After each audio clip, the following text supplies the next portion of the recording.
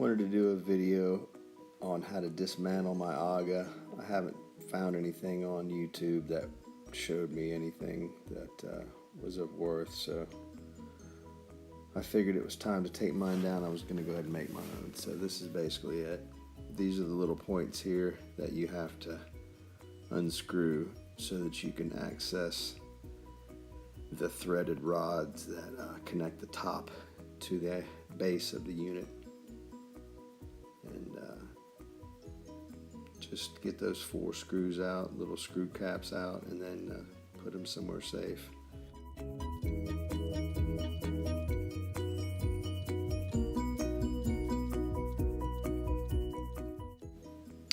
The next part is this little strip here that connects the actual oven to the warming cupboard. It's a little strip that goes on, held on by these 3 screws right here. Next, you want to get a big wide flat head and undo these little caps here. There's 4 of them. They connect to a long threaded rod that runs through to the base of the unit, and it helps bring, when it's all snugged down, it keeps the top secured to the bottom. So, and when you see how it all dismantles, you'll see that it needs to be pulled from the top to kind of keep the front and the sides intact. The hot plate covers are held on by a pin. You can see me popping it out here, but you don't have to take these off. It just helps make the top lighter when you go to move it. I left one of them on. And you can see the doors lift off real easily. They just lift up.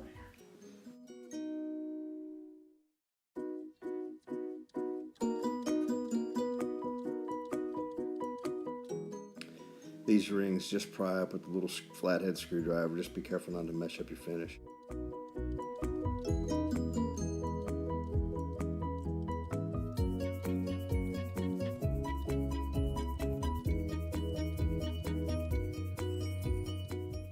At this point, the top's ready to come off, and trust me, it's a 2-man job, so don't be brave.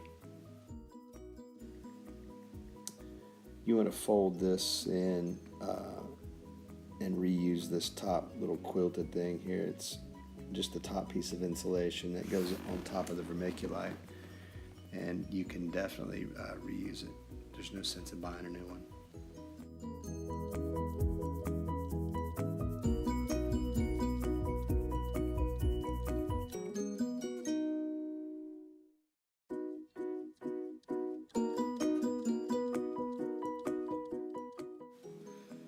The 2 plates can be removed now. That simmer plate that I just picked up is a lot more lightweight than the boiling plate. You'll see me picking up here in a little bit. Just start vacuuming out the vermiculite the best way you can. Save it.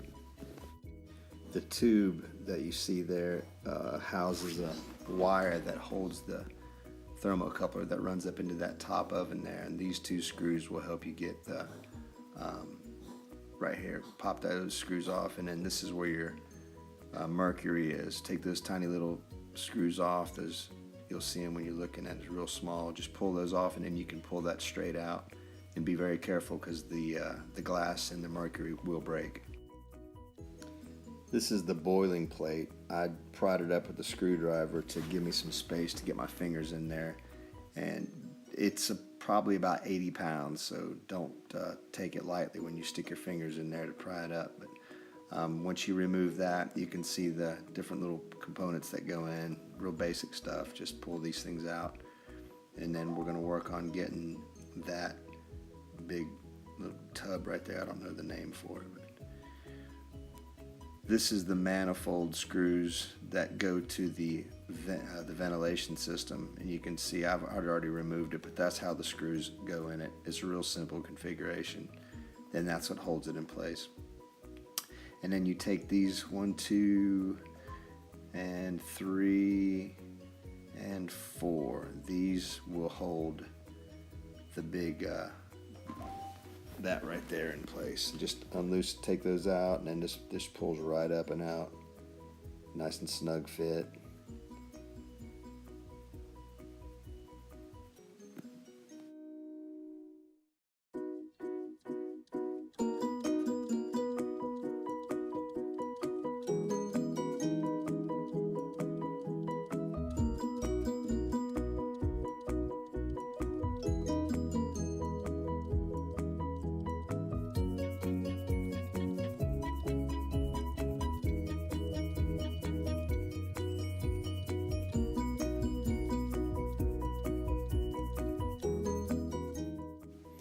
Make sure your gas line's off, and then you can start to unscrew these, the line here to your pilot light. Pilot light's held in by these 4 screws. They're just Phillips head screws in each corner, one in each corner. There's 4 of them. Just pull them all the way out, and it will hold the whole piece in.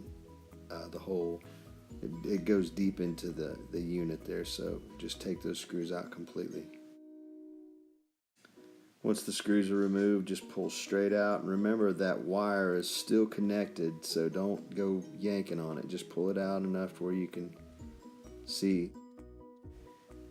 And then on the roof of the roasting oven up there is 3 screws. You can't see in my video because for whatever reason it gets cut off, but there's 1, 2, and 3, and that holds on a small plate that holds that thermocoupler I was talking about earlier. The 3 screws don't have to come completely out. They just need to come out enough to where you can slide that metal piece over. There's a tiny little screw that is kind of a pressure screw that holds the tip of that coupler in place, and just undo that right there, and that will come free.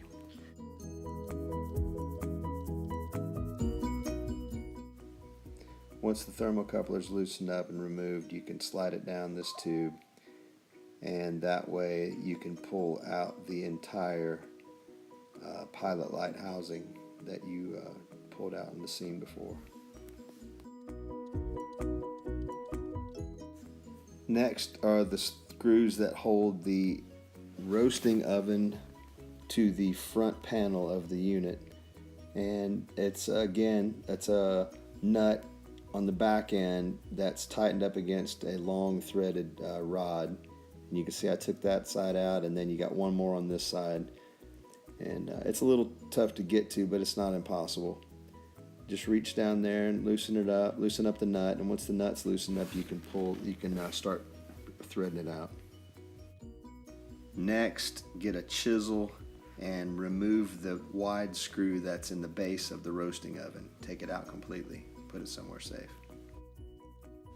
This is another threaded rod that comes up from the bottom of the unit and kind of secures the top, pulls it downward, top of this oven configuration there. Just take that, loosen it up, and it pops off to the side. It still stays attached to the base, but you can move it out of the way so that you can get ready for the next step. At this point, you can pull this metal box out, and that oven's ready to pull out of there. I didn't show it on video because it was a 2-man job. So we lifted it out. This is what's underneath it.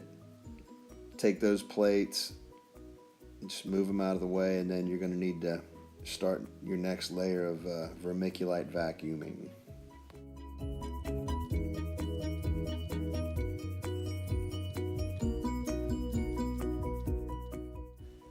This baking oven is held in the exact same way the roasting oven was. It's loosen up that nut, pull that, or loosen up that threaded rod that attaches it to the front, one on each side, just like the top oven. Nothing difficult. Just a little tougher to get to at this point, but you can do it.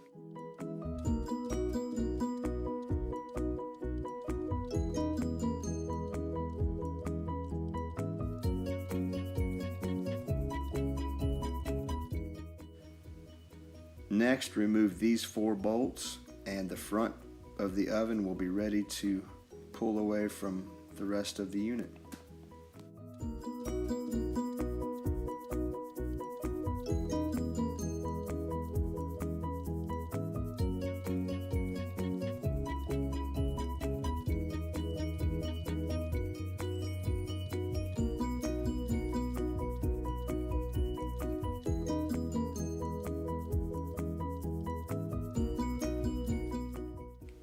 At this point, you're at the end of it, so just remove these last 2 components. They're all pretty heavy still, so you know.